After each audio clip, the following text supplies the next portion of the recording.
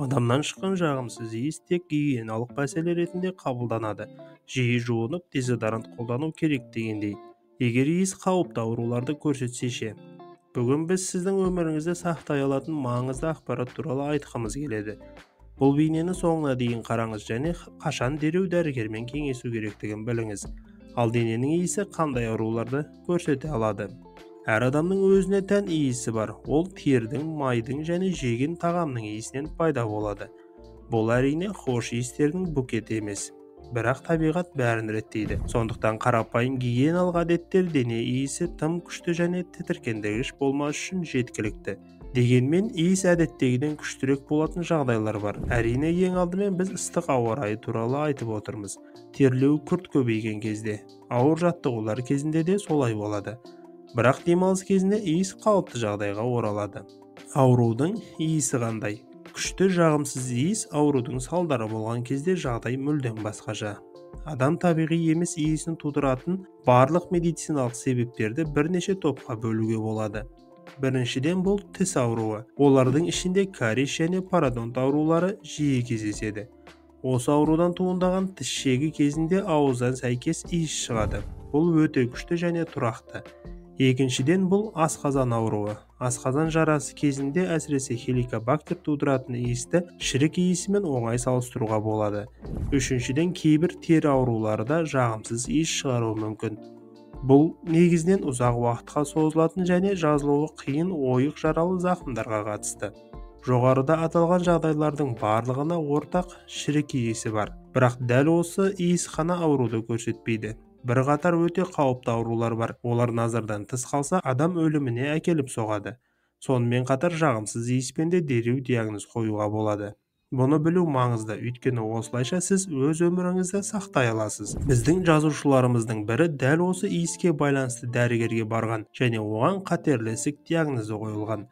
Мұндай қауіпті ауруды иіс арқылы қалай тануға болады? Соңына дейін көріп, хабардар болыңыз. Біз сізге денсаулығыңызға үлкен қауіп төндіретін 4 иіс туралы айтып береміз. Достар, біз сіздің денсаулығыңызбен ұзақ өмір сүруіңіз үшін үнемі жаңа әдістер мен рецепттерді іздейміз. Бізге сіздер үшін пайда әкелетінімізді сезіну өте маңызды. Сондықтан арнаға жазылмаған, бірақ оны көретін оқырмандардан арнаға жазылуыңызды сұраймыз. Қоңыраушаны басып, барлық хабарландыру опцияларын таңдауды ұмытпаңыз. Аурудың 4 белгісі. Ең бірінші назар аудару керек иіс ауыздан шыққан зәрдің иісі. Оған не себеп болуы мүмкін? Бұл бүйректің ауыр зақымдануымен жүреді. Олардың қызметі айтарлықтай төмендегенде және организмде мочевина көп мөлшерде жиналады. Бұл қауіпті жағдай, өйткені көптеген жағдайларда бүйрек үшін қайтымсыз зардаптар бар. Ал адамға диализ түріндегі алмастыру терапиясы қажет. Сонымен қатар адам ауруды сезінбеуі мүмкін, және ол ауру әсерінен болған әлсіздікті жай ғана әлсіздікке шығару мүмкін. Екінші иіс өткір және химиялық. Бұл ацетонның иісі. Кейбіреулер оны қышқыл маринатталған алманың иісімен салыстырады. Мұндай иіс жиі әлсірететін диеталар кезінде пайда болады. Ал диетологтар өз клиенттерін бұл кетоацидоз және бұл салмақ жоғалтқан кезде қалыпты жағдай деп сендіруге тырысады. Олар мәлімдемесінің бірінші бөлігінде ғана дұрыс айтады. Ацетонның иісі шынымен кетоацидозды көрсетуі мүмкін, бірақ бұл қалыпты жағдай емес. Бұл жағдай бауырдың ауыр зақымдануын көрсетеді. Ол уақыт өте келе уремияға, немесе басқаша айтқанда бауыр комасына айналады. Бұл төтенше жағдай және адамды құтқару әрқашан мүмкін емес.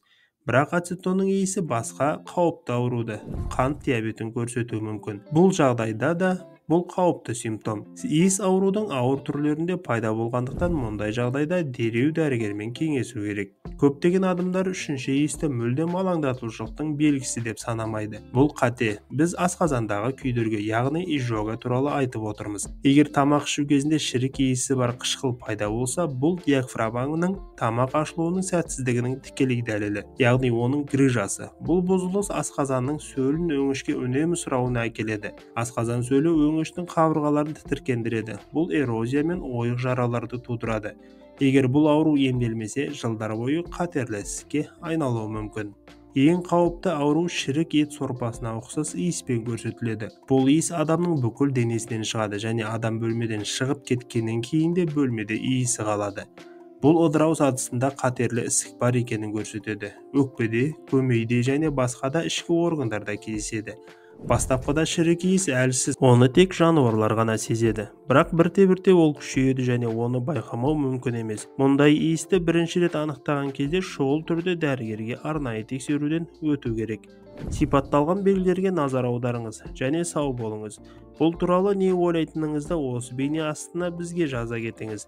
Денсаулық туралы жаңа танымдық бейнелерді жіберіп алмау үшін біздің арнаға жазылыңыз. Қоңыраушаны басқан кезде барлық хабарландыруларды алғыңыз келетінін белгілеуді ұмытпаңыз. Сізге денсаулық, ұзақ ғұмыр тілейміз. Арнаға тіркеліп, бейне сырын бізбен бірге ашыңыз.